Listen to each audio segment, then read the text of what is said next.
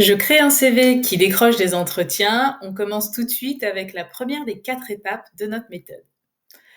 Bienvenue sur, cette première étape de rédaction de CV, dont l'objectif est de se poser les bonnes questions pour aller plus vite et plus loin, parce que rechercher un emploi peut être une démarche longue et donc fatigante, et on va essayer de gagner du temps tout de suite avec cette première étape. Je vous présente les 3 objectifs de cette étape numéro 1 de questionnement, qui va être de clarifier votre projet professionnel, premier objectif, faire l'inventaire de vos compétences, deuxième objectif, et troisième objectif, identifier l'environnement de travail qui vous portera. Trop souvent, on pense que choisir un métier, c'est suffisant, mais c'est pas le cas. En réalité, il faut aussi réfléchir à l'environnement de travail dans lequel vous serez épanoui, et cette étape du questionnement va vous permettre de répondre à ces questions. Comme je vous le disais, cette étape va nous amener à nous poser des questions et de savoir quelle est notre histoire. On a tous une histoire, hein, quel que soit, notre parcours, on a tous une histoire, et cette étape va nous permettre de savoir comment mieux raconter notre histoire. Je commence par une question un peu philosophique qui est: qui suis-je? Alors, c'est pas une épreuve de bac, hein, c'est une question vraiment de préparation à la recherche d'emploi, à la rédaction d'un CV. Et pour vous aider, je vous invite à réfléchir à des éléments assez classiques comme votre métier, le secteur d'activité dans lequel vous évoluez ou vous souhaitez évoluer, vos années d'expérience, votre formation, vos réussites. Donc ça, c'est pour un aspect plus classique. Maintenant, je vous pose la même question, mais sur des aspects plus personnels, je vous invite aussi à réfléchir à des réponses. Quels sont vos traits de caractère? Quels sont vos traits de personnalité? Quels engagements avez-vous, associatifs par exemple? Quelles pratiques sportives avez-vous de façon régulière ou avez-vous eu? Est-ce que ça compte?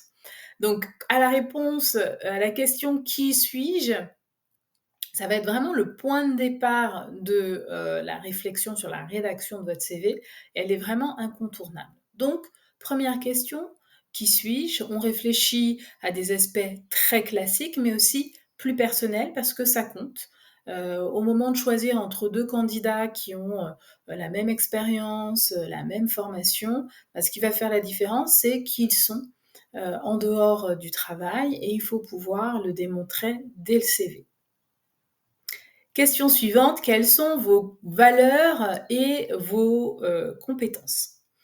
Aujourd'hui, les entreprises mettent de plus en plus en avant leurs valeurs. Donc c'est bien qu'elles le fassent, mais c'est important aussi pour vous de réfléchir: quelles sont vos valeurs au travail? Qu'est-ce qui compte pour moi? Qu'est-ce que j'estime être un idéal à atteindre? Et aussi, posez-vous la question de savoir: quelles sont mes compétences? Parce qu'après tout, une entreprise, ce qu'elle achète, ce sont vos compétences, votre capacité à réaliser dans le monde réel une tâche, une mission qui est un besoin pour elle. Et pour mettre le doigt sur vos compétences, je vous invite à réfléchir par famille de compétences. Ce qui est fort chez moi, ça va être, par exemple, l'aspect linguistique. Là, je prends un exemple, hein. En tant que candidat, je suis en capacité de m'exprimer en anglais, aussi bien à l'écrit qu'à l'oral. Donc ça va être une compétence, que je possède et que je peux monnayer. Même chose, d'un point de vue, informatique. Quelles sont mes compétences informatiques?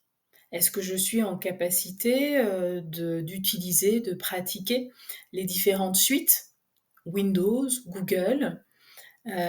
Quel logiciel j'ai eu, l'occasion d'utiliser ou que j'ai appris, qui pourrait être une monnaie d'échange aussi, dans ma recherche d'emploi. La même chose d'un point de vue administratif. En fait, il y a plein de familles de compétences, mais je vous invite à réfléchir à: qu'est-ce qui est fort chez moi et dont une entreprise pourrait avoir besoin? Ça, c'est la question vraiment des compétences. Pour vous aider, on y reviendra plus tard, je vous proposerai une liste qui vous permettra d'aller plus vite, mais essayez d'y réfléchir de façon plutôt spontanée. Troisième question, comment j'aime travailler? Elle est très importante cette question, parce qu'on peut être sûr de son métier, mais il faut aussi s'assurer que l'environnement dans lequel on va évoluer, la façon dont on va exercer notre métier nous convient. Pour certaines personnes, la meilleure façon d'exercer leur métier, ça va être de le faire totalement en distanciel. Pour d'autres, ça va être du 100% présentiel. Ils adorent rencontrer leurs collègues. Ils adorent le cadre du bureau qui les structure. Pour d'autres, ça va être un mix. Un peu de distanciel, un peu de présentiel. Donc là, j'ai pris l'exemple de la façon dont on exerce son métier, mais ça peut être de façon plus pragmatique, mais ça peut être aussi, est-ce que j'ai envie? Est-ce que ça me plairait de travailler dans une PME? Ou alors, non, en fait, moi, ce qui m'intéresse, c'est de travailler dans des très petites entreprises. Ou pour d'autres, ça va être, ah non, moi, c'est le grand groupe ou rien. Donc vraiment, c'est se poser la question de voilà, dans quelles conditions j'aime travailler? Comment j'aime travailler? Question suivante, comment je veux être perçue? Et comment je vais le communiquer? Comment je veux être perçue? C'est une question importante parce que c'est un petit peu l'étiquette que vous allez vous autocoller de façon à ce que le recruteur, quand il découvre votre CV, fasse tout de suite une association simple et efficace. Par exemple, est-ce que je veux être perçu comme un expert? Ou alors, est-ce que je veux être perçu comme quelqu'un qui va fédérer? Est-ce que je veux être perçu comme quelqu'un qui est un stratège? Il n'y a pas de bonne ou mauvaise étiquette, mais il y a un positionnement clair à avoir. Et la façon dont on va être en capacité de le démontrer, ben, ça va être par la preuve. Donc, en même temps qu'on réfléchit à la façon dont on veut être perçu, ben, il faut réfléchir aux preuves du positionnement que l'on souhaite communiquer. On reviendra dessus.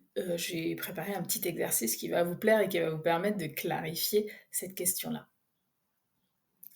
Dernière question, quelles sont mes envies? Je termine par une question forte.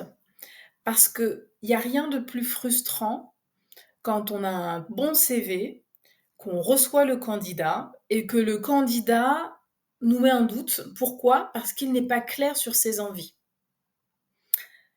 Une entreprise, quand elle recrute, elle prend un risque. Elle prend le risque de prendre, quelqu'un qui ne correspond pas. Donc c'est un risque financier. C'est aussi un risque en termes de temps. Parce qu'on a recruté, ça met du temps. Il faut rédiger une annonce, il faut, la publier, il faut, lire les CV, présélectionner les candidats par téléphone, rencontrer les candidats, donc c'est vraiment beaucoup de temps. Et puis aussi, c'est, un risque, je dirais, social au sein de l'entreprise, donc faire rentrer quelqu'un qui, ne restera pas et ben, ça a un impact sur, le reste des équipes. Et donc, quand on a un bon candidat et qu'il nous rassure et qu'il est au clair sur ce dont il a envie, eh bien, c'est plus facile pour une entreprise de se projeter avec ce candidat. Mais qu'est-ce que je mets derrière la question: «Quelles sont mes envies?»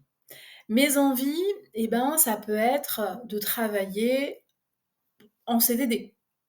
Ça peut être de n'avoir, qu'un CDI, sinon rien.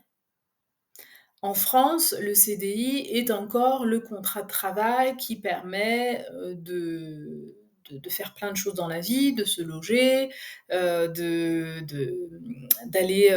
voilà, de pouvoir, s'acheter une voiture avec un prêt. Enfin bon, le CDI permet d'accéder à beaucoup de choses. Néanmoins, à certains moments, de notre carrière, c'est pas forcément le contrat idéal. Donc je prends l'exemple de quelqu'un qui démarre dans la vie, eh bien, cumuler un certain nombre d'expériences par un CDD, ça peut être aussi une stratégie gagnante. Mais il faut être au clair sur ce dont on a envie. Est-ce qu'aujourd'hui, ce qui est important pour moi, c'est d'être plutôt sur un temps partiel? Parce que, dans, ma sphère, personnelle, j'ai, d'autres projets, j'ai d'autres obligations. Ça, il faut être au clair, il faut pouvoir le motiver, l'expliquer. Est-ce qu'à ce stade de ma carrière, ce dont j'ai, envie, c'est d'être dans la transmission et donc de manager une équipe? Il n'y a pas de bonne ou mauvaise envie, mais il faut avoir une vision très claire de quelles sont nos envies. Je vous ai présenté, les questions essentielles pour savoir, quelle est votre histoire et comment vous avez la raconter. Eh bien, je vous propose un petit exercice, que j'ai appelé, devoir. Il prend à peu près 1 heure et demie à réaliser. Il reprend les 5 questions que l'on vient de voir ensemble. Pour vous aider, parce que parfois on peut sécher sur certaines questions et c'est pas, l'objectif. L'objectif, au contraire, c'est de trouver des réponses à toutes ces questions qui vont nous permettre par la suite de rédiger le CV. Vous avez 2 documents. Donc un document sur les, valeurs, donc vous avez une liste de valeurs au travail qui vous permettront, d'identifier celles qui sont les plus importantes pour vous. Je vous conseille, voilà, de bien réfléchir à ce qui compte pour vous parce que, ça vous permettra, de faire des choix et donc, d'aller directement là où, vous devez être. Même chose pour les compétences. Donc vous avez une liste de compétences, qui vous permettront de voir, ce qui est fort dans votre, parcours, identifier, les familles de compétences sur lesquelles vous pouvez, vous reposer et que vous devez mettre en avant dans votre, CV. Cet exercice, c'est un exercice vraiment, fondamental. Souvent, on se lance dans la rédaction de CV en se disant, «Je vais prendre un template et puis je vais remplir». Mais, le résultat est souvent décevant, en tout cas pour nous, côté, recruteurs. C'est qu'on arrive face à des CV, standards où, on n'arrive pas à savoir qui on a derrière le CV. Donc cet exercice est vraiment fondamental parce qu'il va vous permettre de vous détacher des autres candidats qui seraient allés vers, un exercice, froid et pas assez, réfléchi, pas assez stratégique. Je vais vous donner 2 petits conseils pour, la route. Le premier conseil, ça va être de réaliser cet exercice par écrit. N'hésitez pas à imprimer le document, il est, téléchargeable sur, la plateforme, hein, tout comme, les 2 listes, valeurs et compétences qui sont téléchargeables. Deuxième conseil, faites cet exercice sans écran ou sans accès, à internet. C'est vraiment l'opportunité d'être en rendez-vous avec, vous-même. Donc les bénéfices de cet exercice, ça de le faire de cette façon-là, ça va être d'avoir une meilleure concentration, de ne pas être influencé, par, ou distrait par des notifications et puis donc vous serez, plus efficace. Donc maintenant, c'est à vous de jouer pour avoir un projet professionnel solide, connaître vos compétences clés et les environnements de travail qui vous conviennent. J'ai hâte de vous rejoindre pour la deuxième étape. Bon travail!